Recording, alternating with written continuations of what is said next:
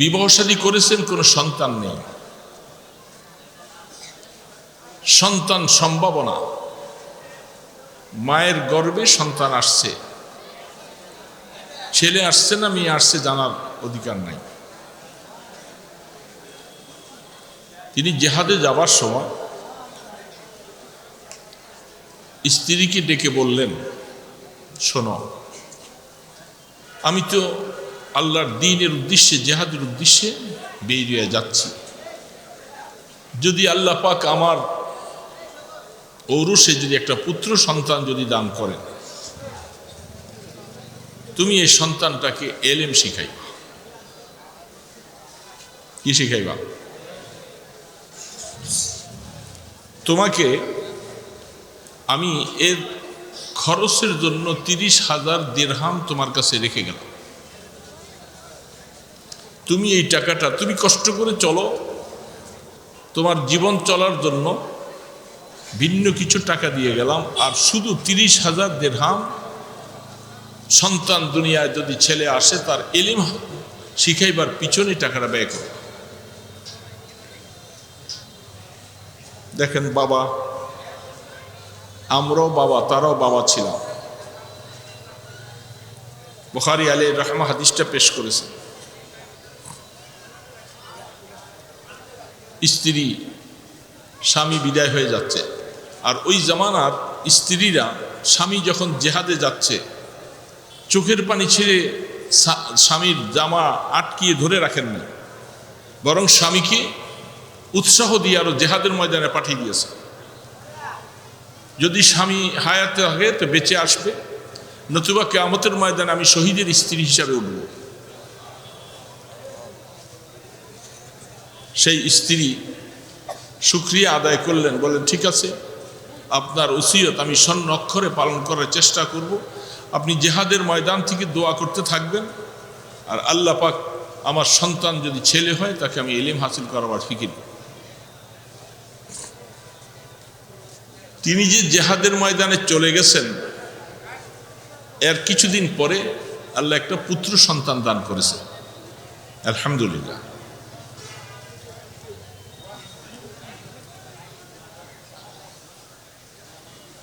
তার নাম রেখেছেন রবিয়া, রবিয়াতুর রায়। অনেক কাছে মশহুর নামটা। ছেলে আস্তে আস্তে করে বড় হতেছে, আলহামদুলিল্লাহ। ছেলে পাইয়া মা খুশি, আর আল্লাহ পাকের কাছে দোয়া, আল্লাহ তার বাবা যে ওসিয়ত করে গেছেন, আল্লাহ তাকে তুমি ওই পর্যন্ত হায়াত দাও যেন আমি তার বাবার ওসিয়ত হিসাবে সন্তানটাকে যেন ইলম শিখাইতে পারি। মার দোয়া। বাবা তো খবর নাই, ওই জামানার টেলিফোন নাই, মোবাইল নেই, কোনো যোগাযোগ নেই, মিডিয়া নেই।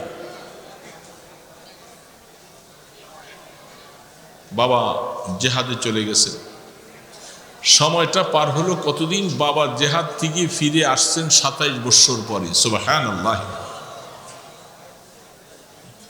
জানা নাই বেঁচে আছেন না শহীদ হয়ে গেছেন। 27 বছর পরে আব্দুর রহমান ইবনে ফাররুখ রাদিয়াল্লাহু তাআলা আনহু জেহাদ থেকে দেশে উদ্দেশ্যে মদিনা শরীফে আসছে। মা ছেলেটাকে ইলম শিখাবার জন্য যত ব্যবস্থাপনা সব কিছু করেছেন। তিনি অনেক বড় আলেম,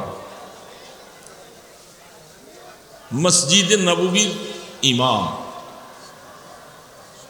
মসজিদে নববীতে আল্লাহর হাবিবের রওজা আতহারের পাশে হাদিসের মসনদে বসে বসে হাদিসের মুহাদ্দিস।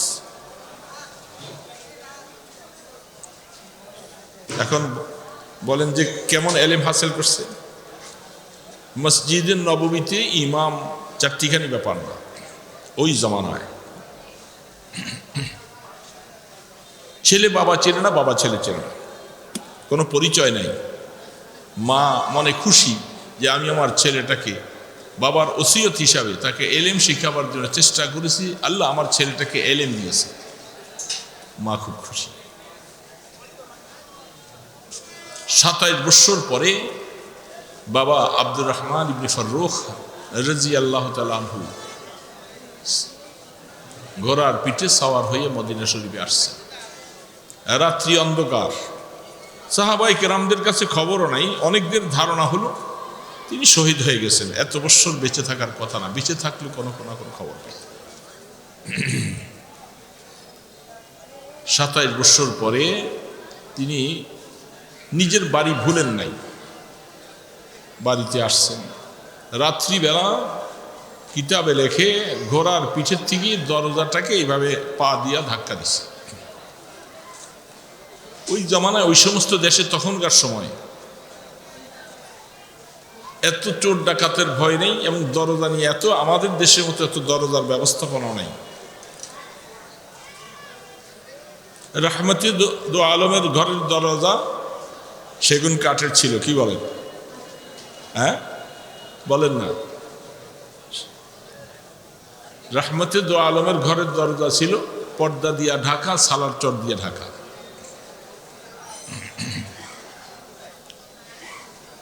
ঘরের দরজা খোলা হয়েছে। খোলার সাথে সাথে ভিতর থেকে 26-27 বছরের বয়স একজন ঘরে আইসে, আরে অপরিচিত মানুষ, আপনি কে আইসা আমার দরজা, আমার ঘর দরজা খুললে? তাদখুলানি ফি হারিমি মান আনতা, আপনি কে? আমার হারিমের ভিতরে, আমার পর্দার এরিয়ার ভিতরে আপনি বিনা এজাজতে ঢুকলেন। কোরআন কি ভুলে গেছেন আপনি? পথিক, আল্লাহর কোরআন কি বলছে? যখন তুমি কোনো কারো ঘরের মধ্যে যাবে আগে সালাম দিবে, এজাজত নিবে, এজাজত নেওয়ার পরে ঘরে ঢুকবা। বিনা এজাজতে আমার ঘরে আইসা ঢুকছো, অত্যন্ত কর্কশ মেজাজ হয়ে গেল। আরে বেপরদিক অবস্থা। ওই জামানায় আমাদের জামানার মতো না, ওই জামানা তো পর্দার ব্যাপারটা খুব সঙ্গীন ছিল, কঠিন ছিল। তিনি বলতেছেন, তুমি কি আমার ঘরের মধ্যে তুমি ঢুকছো? তুমি কি একটা যুবক মানুষ, আমার ঘরে কেন? এটা আমার হারিম, এটা আমার ঘর। আরে উনি বলতেছে তুমি কেন আমার ঘরে, আর তিনি বলতেছে তুমি কেন আমার ঘরে। খুব কর্কশ মেজাজে শরীয়তের কোনো একটা হুকুম লঙ্ঘন হবে, এইখানে তখনকার সময় সাহাবায়ে কেরাম, তাবিঈন যারা ছিলেন, এরা অত্যন্ত তেলে বেগুনে জ্বলে উঠতো। এটা কেমন কথা? বেপরদিগী অবস্থায় আমার ঘরের দরজা খুললে তুমি?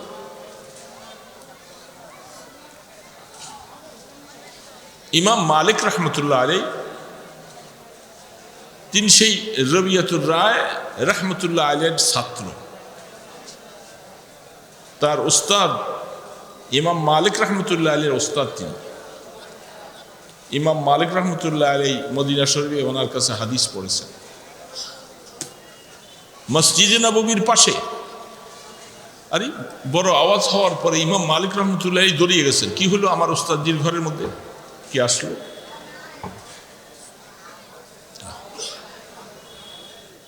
কথা উনি যে দেখতেছেন, আরে আপনি কেন এখানে আসলেন, আপনি কে? ইমাম মালিক রহমতুল্লাহ আলাইহি জিজ্ঞাসা করতেছেন। তিনি বলে, কেন তুমি নাম শোনো নাই? আমি তো আব্দুর রহমান ইবনে ফাররুখ, এই নাম কি তুমি শোনো নাই কখনো? ইমাম মালিক রহমতুল্লাহ আলাইহিকে সেও চিনে না। অবাক হয়ে বলে, আরে আনতা ফাররুখ? না, আপনি ফাররুখ, এত বছর পরে আপনি বেঁচে আছেন। দুইজনে কথা চলতেছেন। মা পিছনে, বাড়ির ভিতরে অনেক আন্দোলনে, অনেকে মা তাদের কথা আওয়াজ শোনার পরে আইসা দরজার খিড়কি দিয়া নজর করে দেখে যে আরে ওনার স্বামীকে দেখা যায়। সুবহানাল্লাহি ওয়া বিহামদিহি। অবাক হয়ে যায়, দৌড়ে আইসা ছেলেকে ডাক দিয়া বলতে, ছেলে রবিয়া, তুমি তো চিনো নাই, এ তো তোমার বাবা। হযরতে ফাররুখ রাদিয়াল্লাহু তাআলা আনহু, তিনি ছেলে চেনে না, ছেলে বাবা চেনে না। দুইজনের মাঝে এতক্ষণ কথা কাটাকাটি হয়েছিল। যখন বাপ পরিচয় হলো, হযরত রবিয়া রাদিয়াল্লাহু তাআলা এতক্ষণ পর্যন্ত যা কিছু ভুল হয়ে গেছে মাপ চাওয়ার জন্য বাবার পা জড়িয়ে ধরে মাপ চাওয়া শুরু করলেন।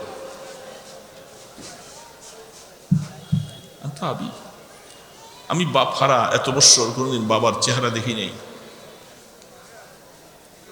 শান্ত হলো। ইমাম মালিক রহমতুল্লাহ আলাইহি ওস্তাদ এবং তার বাবা ফররুখ রাদিয়াল্লাহু তাআলা আনহুকে দুইজনকে দেখে খুশি হলেন, বিদায় নিয়ে চলে গেছেন। 27 বছর পরে বাবা আসছেন বাড়িতে। স্ত্রীকে জিজ্ঞাসা করলেন, ফজর টাইম প্রায় হয়ে গেছে, ক্লান্ত অবস্থায় সফরের থেকে আসছেন। স্বামী জিজ্ঞাসা করে, স্ত্রী আমার, আমি সর্বপ্রথম তোমাকে একটু জিজ্ঞাসা করতে চাই, আমি যে 30,000 দিরহাম রেখে গেছিলাম তোমার কাছে, তুমি সেই আমার আমানতের যথাযথ ব্যবহার করেছ? স্ত্রী বলতেছিলেন, স্বামী আমার, আপনার টাকাগুলি আমি কোথায় লাগিয়েছি আমি আপনাকে এখন বর্ণনা দিব না। আপনি ফজরের নামাজটা মসজিদে নববীতে রাহমাতুল আলমের মসজিদের মধ্যে যে ফজরের নামাজ পড়বেন, নামাজের পরে সেখানে হাদিসের মসনাদ ছাত্ররা সব কিতাব নিয়ে বসে যাবে, আপনি ফজরের নামাজটা সেখানে পড়েন। ফজরের আজান হয়ে গেল। আরব দেশে গলসের মধ্যে আউয়ালে ওয়াক্তে নামাজ পড়া হয় ফজর। বিশ্রাম না করি মসজিদে নববীতে রওনা।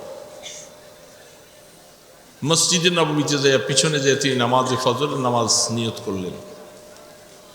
ইমাম সাহেব তো পৌঁছে গেছে। তেলাওয়াত শোনার পরে হযরতে ফররুখ রাদিয়াল্লাহু তাআলা আনহু নামাজের মধ্যে কাঁদতে শুরু করলেন। এত তেলাওয়াত, এত দিলকাশ, এত সুন্দর তেলাওয়াত, কে যেন আমার ছেলেটা যদি এরকম আলেম হতো।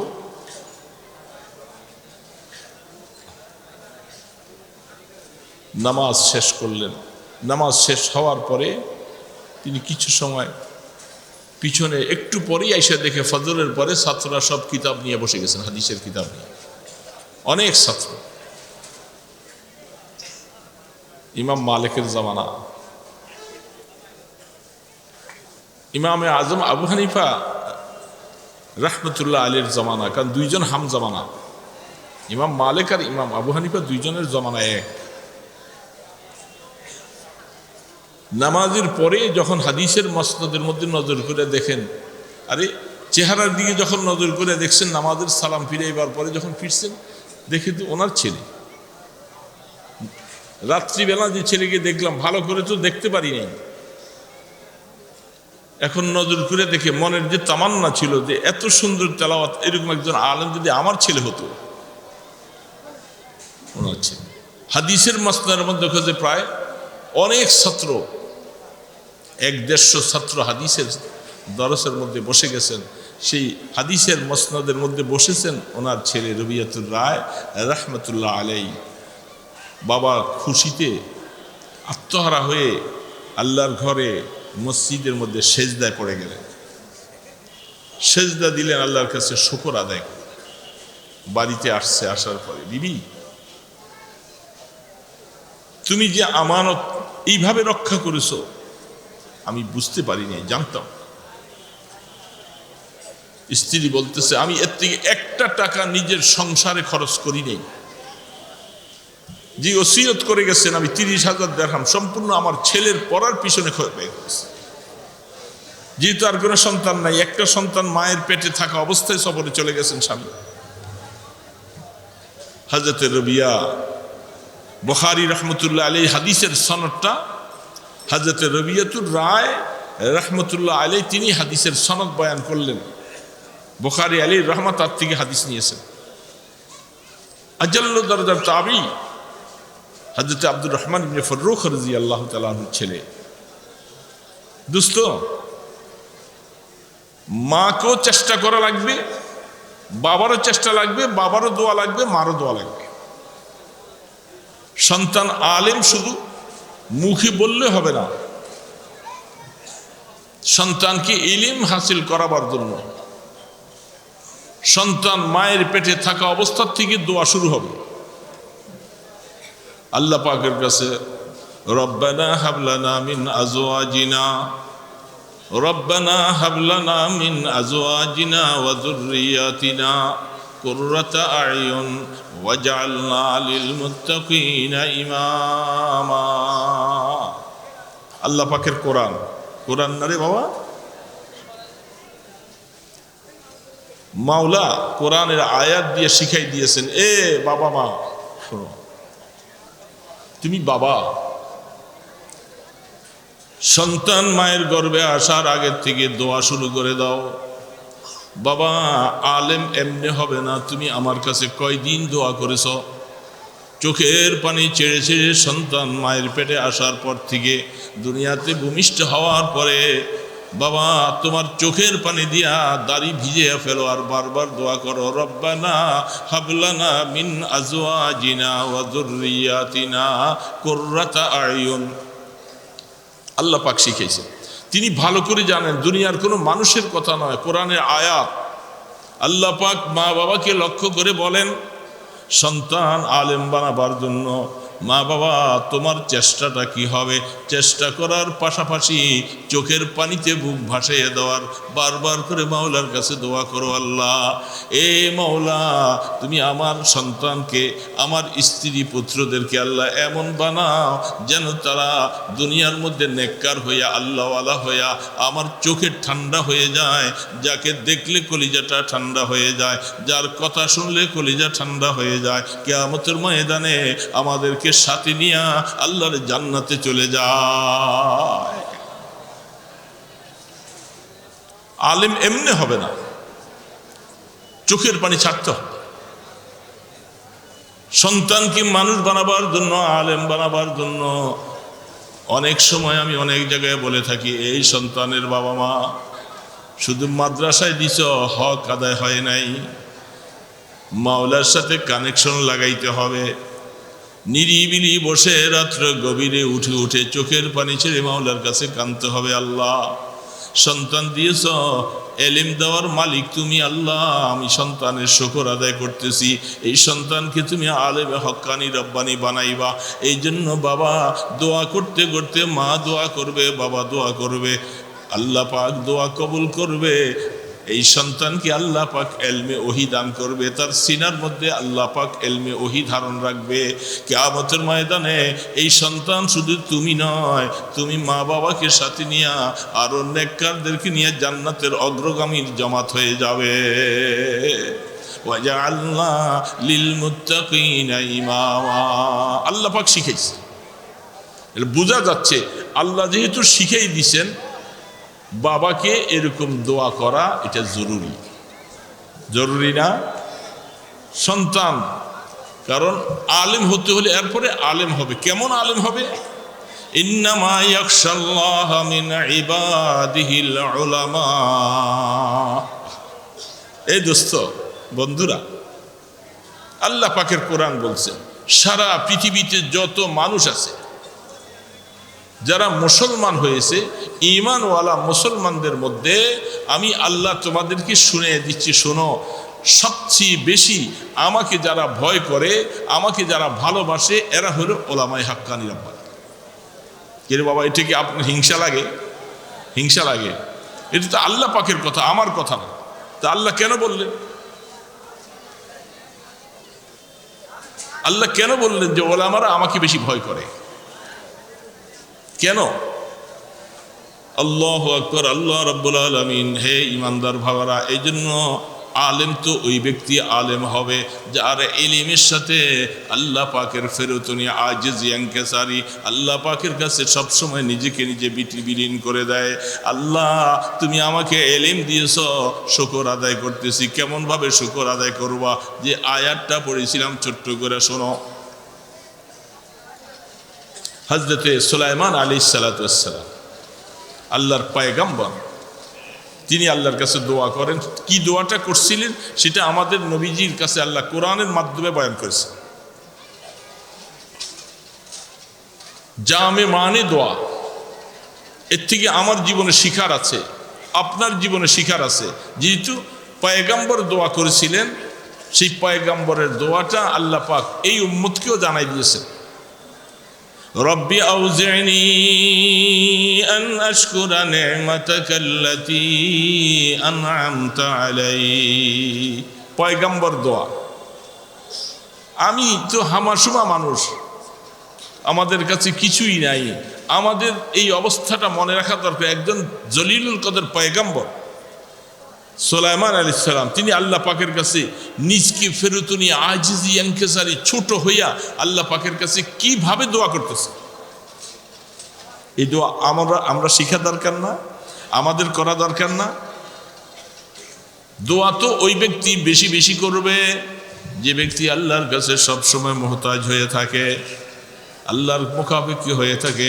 নিজের অস্তিত্বকে বিলীন করা মাওলার কাছে সবসময় দোয়া ওই ব্যক্তি করবে যার দিলের মধ্যে আল্লাহর মহব্বত যত বেশি, সে আল্লাহর কাছে দোয়া তত বেশি করবে। আল্লাহর মহব্বত দিলে যত বেশি আসবে, তার দোয়া তত বেশি হবে, দোয়া তত লম্বা হবে। এখন তো আমরা দোয়ার থেকে ইস্তেগনা হয়ে গেছি, লাগে না। ইব্রাহিম হযরতে সুলাইমান আলাইহিস সালাম দোয়া করেন রব্বি আউজি'নি। এই শব্দটা বড় কঠিন।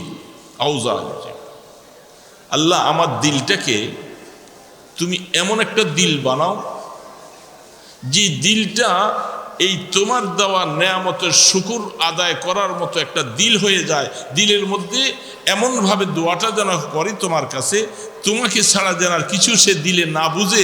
এটাকে আউজের শব্দ বলা হয়েছে। আমার দিলটা একেবারে নরম করে দাও, আমি যেন তোমার নেয়ামতের শুকর আদায় করতে পারি। যে তুমি আল্লাহ আমাকে নেয়ামত দিছো, আমার বাবাকে দিছো, আমার বাবা নবী, আমাকেও নবুয়ত দিয়েছো, আল্লাহ আমাকে জ্ঞান দিয়েছো, এলেম দিয়েছো, তুমি এত কিছু দিলা, তাহলে আমাকে তো এমন একটা দিল দাও যেন আমি সবসময় তোমার নেয়ামতের শুকরের মধ্যে ডুবে থাকতে পারি। এটা আমাদের জন্য তালিম, শিক্ষা। আমাকে আল্লাহ নেয়ামত দিছে কি দেয় নাই? বলবেন যে হয়তো এলিম দেয়নি। আল্লাহ আপনাকে বহু নেয়ামত দিছে। দিনদারের মজলিসে বসা, নেককারদের মজলিসে বসা, ছেলেকে আলেম বানাইলেন, ছেলে নামাজি মুত্তাকি। আল্লাহ পাক আপনাকে মুসলমান বানিয়েছেন, সেজদা দেওয়ার মতো যোগ্যতা দিয়েছেন। এই জন্য আল্লাহ পাকের কাছে দোয়া, রব্বি আউজি'নি আন আশকুরা নি'মাতাকাল্লাতী আন'আমতা আলাইহি। কি শুকর আদায় করব দোস্ত, কি শুকর আদায় করব? আল্লাহ তুমি আমাকে মানুষ বানাইছো, শুধু মানুষ নয়, আমাকে শেষ নবীর উম্মত বানাইছো, আমাকে তুমি মুসলমান বানাইলা। আল্লাহ তুমি আমাকে কোরআন তেলাওয়াত করনেওয়ালা বানাইলা, আমাকে সেজদা দেনওয়ালা বানাইলা, আমাকে তাহাজ্জুদওয়ালা বানাইলা, আমাকে জিকিরওয়ালা বানাইলা, আমাকে তেলাওয়াতওয়ালা বানাইলা। এত নেয়ামত তুমি আমাকে দিয়েছো মাওলা, আমি কি শুকর আদায় করব? কি শুকর আদায় করব? ভাষা কি? ভাষা তো নাই। দিলটাকে নরম করে মাওলার কাছে, আল্লাহ তোমার এই জন্য নেয়ামত আমি পাইলাম, আমি কি শুকর আদায় করবো? ভাষা নেই। সুলাইমান ইসলাম বলতেছে, আমাকে নেয়ামত দিছো, আমার বাবাকেও দিয়েছো। শেষে যে শব্দটা, দুইটা শব্দ ব্যবহার করেছেন, আহা, এই দুইটা শব্দ মনে রাখা দরকার।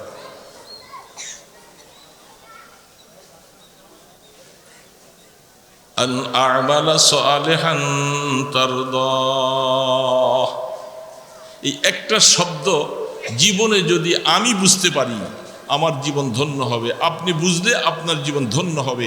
এই কোরআনে আয়াতের এই শব্দটা খুব মনোযোগ সহকারে, ছোট্ট শব্দ, একটু শুনেন।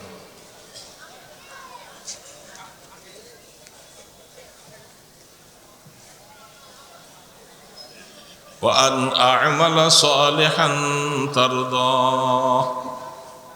আল্লাহ, এই যে নামাজ পড়ি, এটা আমলে চলে। কি বলে? আমলে চলে না? ওয়াজ নসিহত হইতেছে, আমলে চলে। মাদ্রাসায় দান করলাম, আমলে চলে। জিকির আজকার করতেছি, আমলে চলে। হ্যাঁ, এরকম জীবনে যত কাজ করতেছি অনেক আমলে চলে আছে। আমলে চলে আমরা করি। আমাদের জীবনে যতগুলি আমলে চলে আছে, নেক আমল আছে, এই নেক আমলগুলি কোন মার্কা হইতে হবে এটা মনে রাখার বিষয়। وأن أعمل صالحا ترضاه। শুধু আমল করলে চলবে না, শুধু নামাজ পড়লে চলবে না, শুধু ওয়াজ করলে চলবে না, তেলাওয়াত করলে চলবে না। আমলটা কোন মার্কাওয়ালা আমল হবে, এমন আমল করার তৌফিক তুমি আমাকে দান করো যে আমলটা তোমাকে খুশি করানো যায়, তুমি ওই আমলের প্রতি খুশি হয়ে যাও। আল্লাহ খুশি হবে না, এই নামাজের দাম নাই, এই রোজার দাম নাই, ওয়াজের দাম নাই, তাহাজ্জুদের দাম নাই, মসজিদ বানানো দাম নাই, মাদ্রাসা বানানো দাম নাই। যেহেতু এই আমলের মধ্যে আল্লাহ খুশি না, তাহলে কোনো দাম নাই। দাম আছে? আল্লাহ খুশি না, কোনো দাম নাই।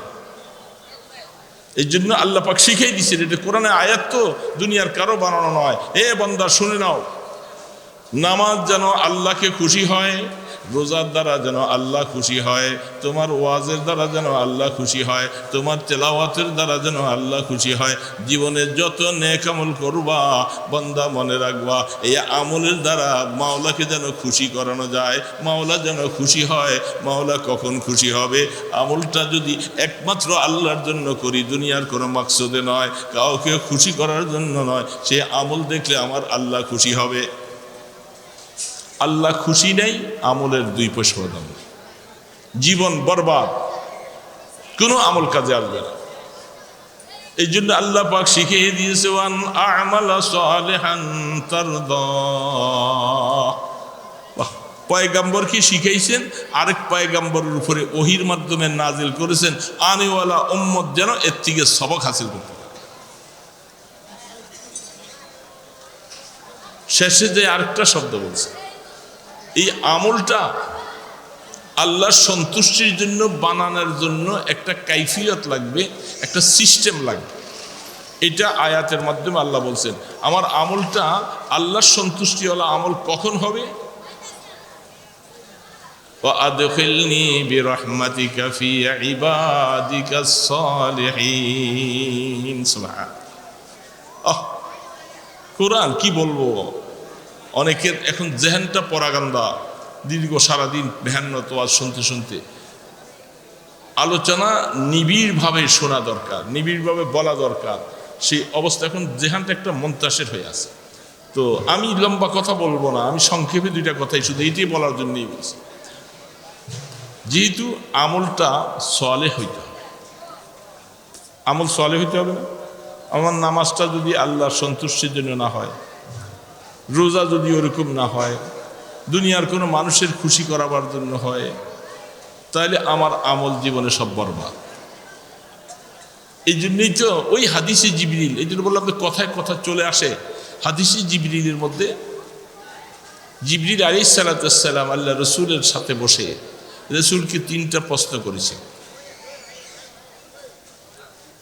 মাল ঈমান, প্রথম প্রশ্নটা হয়েছিল কি? মাল ঈমান। ওমাল ইসলাম, 3 নম্বরে ওমাল ইহসান। প্রথমটা ইলমে আকায়েদ শিখাইলেন, 2 নম্বরে ইলমে ফিকহ শিখাইলেন। আমি আলোচনায় যাচ্ছি না। 3 নম্বরে ইলমে তাজকিয়া শিখাই। 3 নম্বর কথায় আল্লাহ রসুল বলছেন মাল ইহসান। ইহসান কি জিনিস? ইহসানটা কি জিনিস? রসুল বলছেন আনতা আবুদাল্লাহ কান্নাকা তারাহ। ইবাদত মাওলার এমন ভাবে করো, নামাজ এমন ভাবে করো, সেজদা এমন ভাবে করো, রোজা এমন ভাবে রাখো, হজ এমন ভাবে করো যেন তুমি আল্লাহকে দেখতে পাও, যেন তুমি কান্নাকা তারা বলছে। এই যে লফজ কাফের তাসবিহ আনছে, এটার ব্যাখ্যা বিশ্লেষণ আলাদা আছে। তুমি আল্লাহর ইবাদত এমন ভাবে করো যেন তুমি আল্লাহকে দেখতে পাও, যেন তুমি আল্লাহকে দেখতে পাও। সামনে যাইয়া বলতেছে দুনিয়ার চোখ দিয়ে দেখা যাবে না, এটা মামনু। দুনিয়ার এই চক্ষু দিয়ে আল্লাহকে দেখা যাবে, হ্যাঁ, তবে এতটুকু ইয়াকিন দিলের মধ্যে জায়গা দাও, আমি আল্লাহকে দেখতে পাই না, কিন্তু আমার আল্লাহ তো আমাকে দেখেন। কি আল্লাহ দেখেন না? আমি তো দেখতেছি না, আল্লাহ। এই কথাটা অনেক বড় একটা হাজারো লক্ষ কথার থেকে একটা কথা, দামি কথা, মাল এহসান। এই এহসানের দ্বারা এলমে তাজকিয়া শিখাই, আত্মার পরিশুদ্ধি ঘটানো শিখাইছে। এটার বিস্তারিত আলোচনা অনেক আছে, বুখারী শরীফ খুলে দেখেন, হাদিসে জিবরিল, মাল এহসান।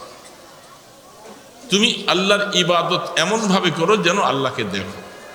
সম্ভব নয় এটা, দেখা যাবে কিনা, একদিন আল্লাহকে দেখা যাবে কিনা, দুনিয়াতে না হোক আখেরাতে। দোস্ত আমার বন্ধুরা, আল্লাহকে দেখা যাবে, দুনিয়াতে না আখেরাতে। কারা দেখবে? কারা দেখবে? মুমিনরা দেখবে।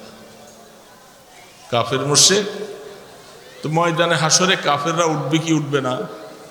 তো আল্লাহ পাক কাজিউল কুজা, তিনিরা বিচার করবেন। সেদিন কি আল্লাহকে দেখা যাবে না? ওরা বিচার কার্যের সময়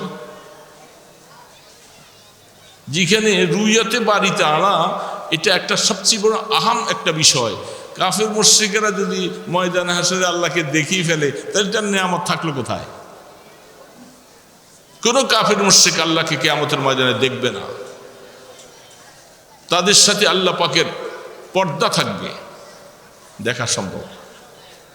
আল্লাহ পাককে দেখবেন ময়দানে হাসরে, জান্নাতে যাইয়া। জান্নাতে, ময়দানে হাসরও নয়, এগুলি লম্বা আলোচনা করার বিষয়। আল্লাহকে ময়দানে হাসর কেন দেখা যাবে না? কেমনভাবে আল্লাহ পাক বিচার কার্য সম্পাদন করবেন?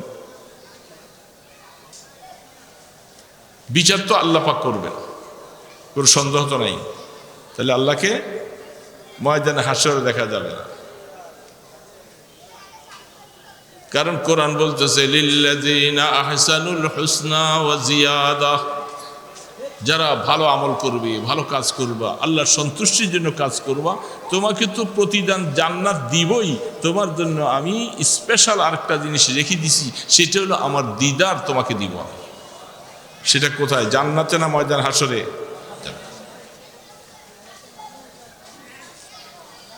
আল্লাহ রাব্বুল আলামিনের দিদার হবে সেদিন। আল্লাহ পাক বলতেছে, বান্দা দেখো, তুমি জীবনে যা কিছু কষ্ট করলা, মেহনত করলা, আমার দিদারটা হলো সবচেয়ে বড় নেয়ামত। এবং আমার দিদার পাবে কারা? মোমেনরা, ইমানদারেরা, যারা জান্নাতে যাবে তারা। মোমেনদের মধ্যে উসাতুল মুমিনিন একদল থাকবে, যারা দুনিয়ার থেকে তওবা করে গুনাহ মাফ করে যাইতে পারে নাই। এরা আউয়ালে দুখুল জান্নাতে যেতে পারবে না, প্রথম জাহান্নামে যাওয়া লাগে, তারপরে সেখান থেকে বাইরে আসবে। কিন্তু প্রথম আল্লাহ পাক জান্নাতে যাদেরকে ঢুকাবেন, এরা আল্লাহর দিদার দেখবে, তাহলে আল্লাহকে দেখা যাবে। এখন আল্লাহ রসুল বলতেছে, ইবাদত তুমি এইভাবে করো, আল্লাহকে তুমি দেখলা না, কিন্তু আল্লাহ তো বসে আছি, যে আল্লাহ দেখেন কি দেখে না? আল্লাহ কোথায়? কথার সূত্র অনেক দিকে আমি ধরে টানতেছি, ওই দিকে যাচ্ছে। আল্লাহ কোথায় বলেন তো? মহামায়া এলাকার মানুষ, আলেম ওলামারা আছে এখানে, আল্লাহ কোথায়? বলেন তো দেখি একটু, দেখি এই দেশের মানুষ কি বুঝতেছে, কোরআন কি বলতেছে, হাদিস কি বলতেছে, আল্লাহ কোথায় আছে বলেন? এখানে নাই, বাজারে নাই, আপনার ঘরে নাই, তা আরশে বলতে শুধু আল্লাহ আরশে আছেন। এগুলার অনেক ব্যাখ্যা, অনেক কথা আছে। ইস্তাওয়া আলাল আরশ, এগুলি আয়াতে মুতাশাবিহাত, আলেম ওলামারা বুঝবে, অনেকে বুঝবে না। আল্লাহকে আরশের মধ্যে আসীন যদি বলা হয়, এটা শরীয়তে নিষেধ। কারণ আল্লাহ হলেন মকিন, আরশ হলো মাকান। মকিন আর মকান বুঝতে হবে। মকিন মানে হলো যিনি উপবিষ্ট হয়, যিনি সাওয়ার হয়। একটা হলো সাওয়ার আর একটা সাওয়ারি, আছে না? আল্লাহ পাক আরশের মধ্যে মকিন, তাহলে আরশটা হলো মকান, আরশ হলো জায়গা, আর এই আরশের মধ্যে উপবিষ্ট হবেন আল্লাহ। বলেন, বুঝবার জন্য বলতেছে অল্প সময়, যদি এটা পেঁচি দিকে কথা, অল্প সময় কথা সূত্র চলে আসছে। মকিন আর মকানের মধ্যে একটা রপ্ত আছে। এখানে আল্লাহ সুবহানাহু ওয়া তাআলা আরশ বানানেওয়ালাকে ছোট্ট করে বলছে, শব্দ ভুলে গেলেন? কে বানাইছেন আরশ? এত ছোট্ট করে আওয়াজটা হলো যেন মনে দুর্বল হয়ে গেছেন। সুন্দর করে আল্লাহকে বলেন তো।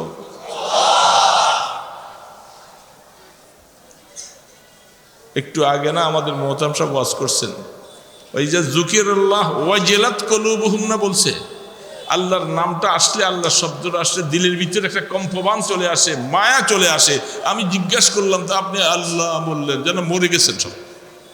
আরশ কে বানাইছেন? এতক্ষণ বলার পরে এখন বাইর হইল। কিন্তু দিলের থেকে বাইর হওয়া দরকার ছিল এরকম।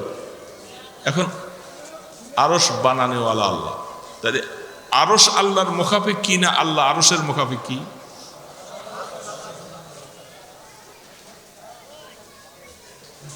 মাকিন মকানের মুখাফিক কি হয়? আমি এটার মধ্যে বসছি, যদি এটা ফট করে ভাঙ্গিয়ে পড়ে যায় তাহলে আমি পড়ে যাব না? আরশ যদি কোনো কারণে ভেঙে যায় তাহলে আল্লাহ পড়ে যাবেন। আরশ বানানেওয়ালা আল্লাহ, তাইলে বানানেওয়ালা আল্লাহর জাত, তিনি মকানের মোহতাজ না।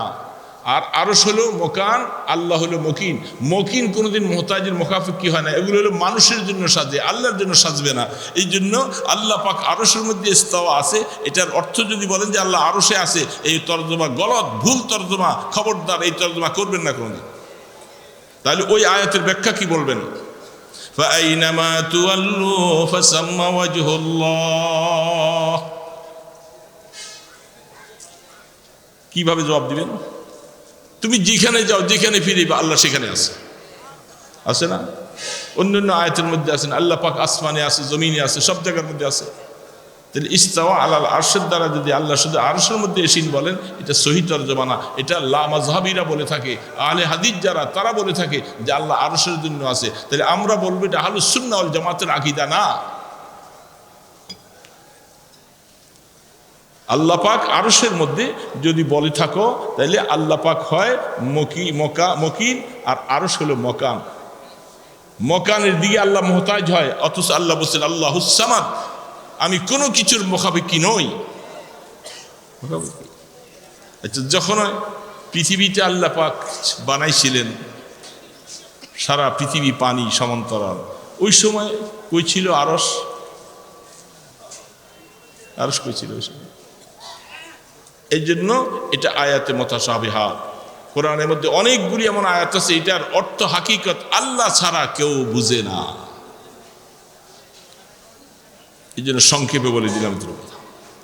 তাহলে আল্লাহ রাব্বুল আলামিন তিনি আমাদেরকে দেখেন। আমি যেখানে যাই এখানে দেখেন। যখন কোনো গুনাহ করি দেখেন, নেক কাজ করিও দেখি, মাপে যখন কাউকে কম দেই সেটাও দেখেন, বেগানা নারীর দিকে যখন চোখ তাকাই সেটাও, এটা মনে হয় দেখে না, এটা তো দেখে না। তাহলে রাস্তা দিয়া হাটে বাজারে মহিলাগুলি যখন চলতে থাকে মুখের নেকাব খুলা, আমরা সেই দিকে কেন বারবার তাকাই? কি রে বাবা, কেন তাকাই? আল্লাহ কি দেখেন না? তাহলে কি অবস্থার হবে? যেহেতু আল্লাহ দেখতেছেন, তাকানো কি আল্লাহ আদেশ করছেন না নিষেধ করছেন? আমি আল্লাহ নিষেধকে অমান্য করে আমি সেদিকে কেন তাকাচ্ছি? আমার দিলের মধ্যে কি হালাত? কঠিন মাসালা। আমি কেন সেদিকে তাকাচ্ছি? অথচ আল্লাহ রসুল বলছেন, এই চোখ দিয়া যে তুমি বেগানার দিকে তাকাইলা, প্রত্যেকটা নজরের সাথে সাথে তোমার জেনার গুনাহ হচ্ছে, হয় না? জেনা হুমান নজর। তাইলে আমি বসে বসে যখন গীবত করতেছি, এটাও আল্লাহ দেখেন।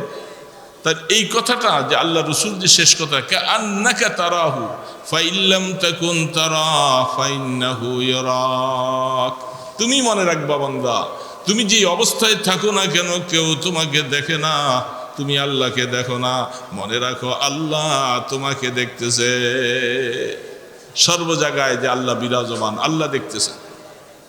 এই কথাটা যখন কোনো মানুষের দিলে চলে আসবে, আল্লাহ দেখেন, আল্লাহ দেখেন, আল্লাহ দেখেন, সে মিথ্যা কথা বলতে পারবে না, চগলখড়ি করতে পারবে না, গীবত করতে পারবে না, পরের দিকে বেগানা নারীর দিকে দেখতে পাবে না, মাফে কম দিতে পারবে না, নামাজ কাজা করে শুয়ে থাকতে পারবে না, রমজান মাসে হোটেলের ভিতরে যায় সে খানা খাইতে পারবে না। এক কথায় আল্লাহর নাফরমানির কোনো কাজ সে করতে পারবে না, কারণ তার দিলের মধ্যে আল্লাহর ভয় আছে। আল্লাহ দেখে, আল্লাহ দেখে।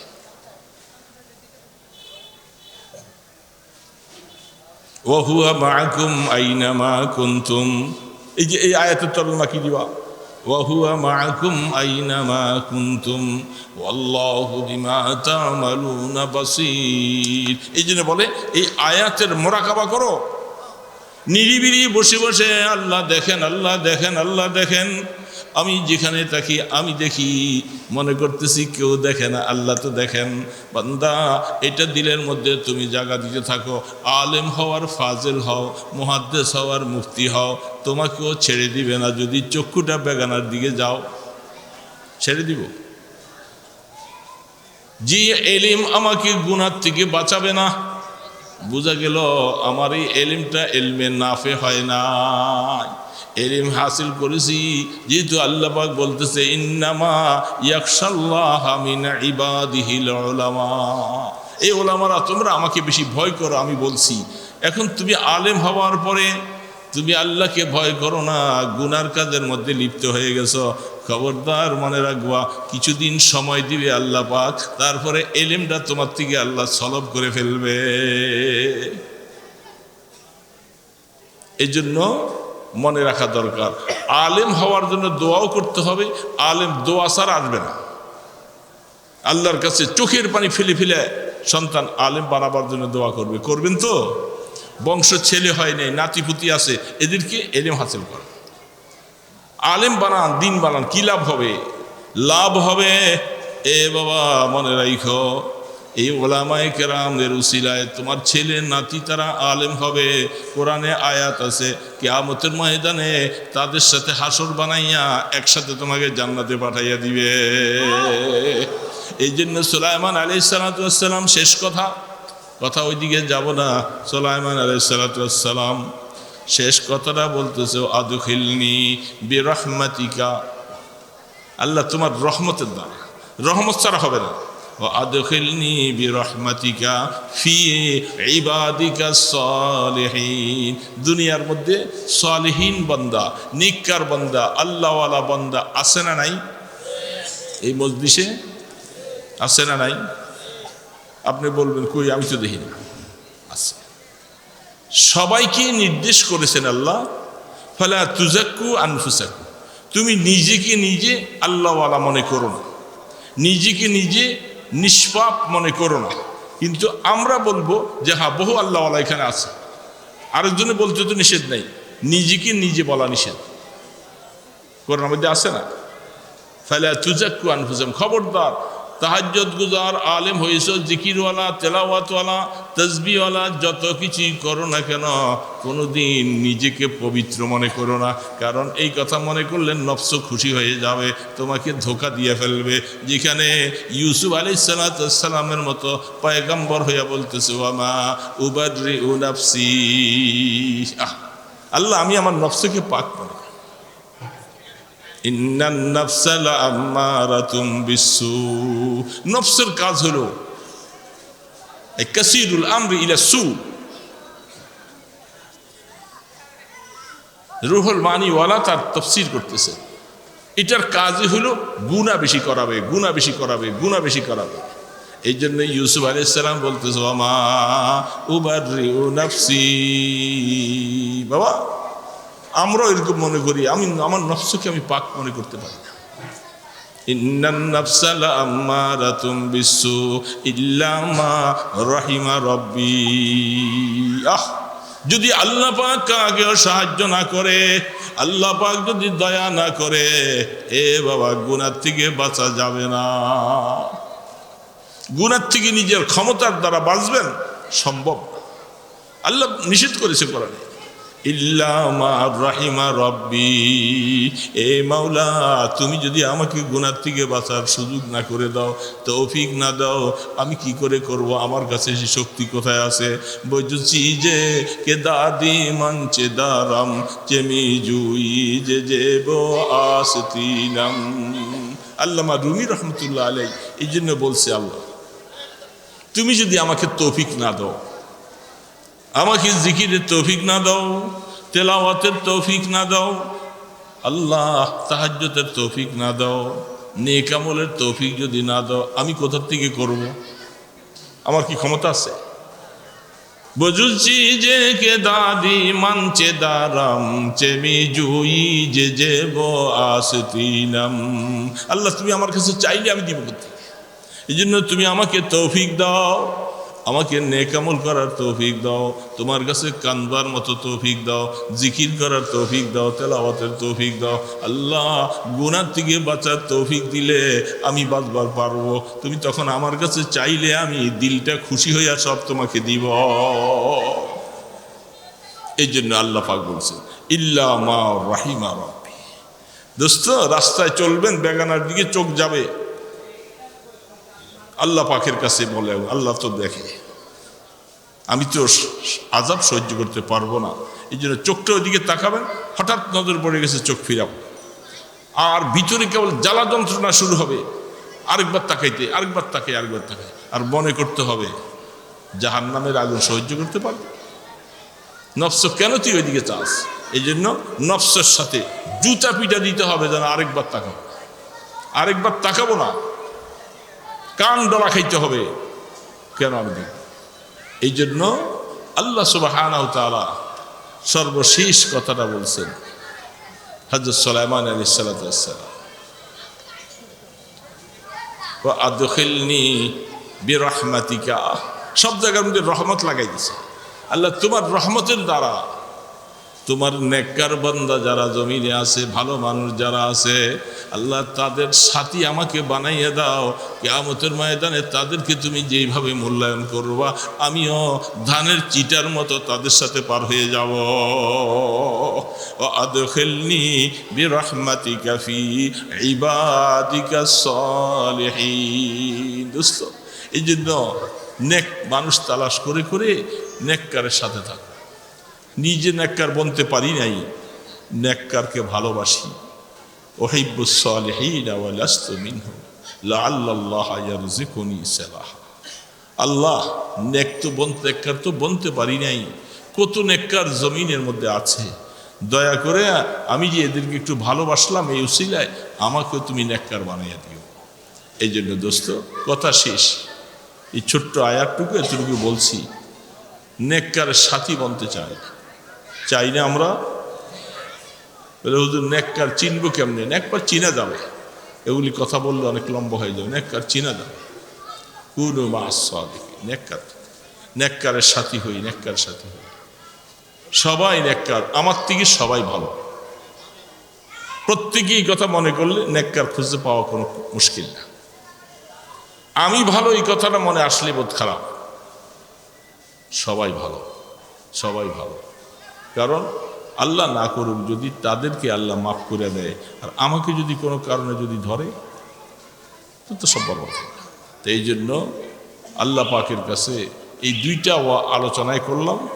নেয়ামত দিয়েছ আল্লাহ, শুকর আদায় করতেছে। হাদিসের মধ্যে আছে, যখন কোনো মানুষ তোমার প্রশংসা করে, তুমি সাথে সাথে সুবহানাল্লাহ পড়বা, এরপরে আলহামদুলিল্লাহ বলবা। তাহলে সুবহানাল্লাহ বলা মানে আল্লাহ তুমি পবিত্র, তুমি সবচেয়ে বড়। তুমি আবার তোমার প্রশংসা একজনে করলে তো তুমি আর বড় হতে পারতেছ না, তুমি পবিত্র হইতে পারবে না। আল্লাহ পবিত্র, আল্লাহ পবিত্র। তখন আল্লাহ পাক ওই প্রশংসাকারী অন্তর থেকে তোমার যে দিলের মধ্যে একটা অহমিকা আসতে চায়, এটা আল্লাহ মিঠাইয়া দিবে। এই জন্য খবরদার কোনো সময় কারো প্রশংসায় দিল খুশি হবে না। সুবহানাল্লাহ, আল্লাহু আকবার, আলহামদুলিল্লাহ শব্দ বলবো, মানুষের প্রশংসা থেকে বেঁচে যাবো।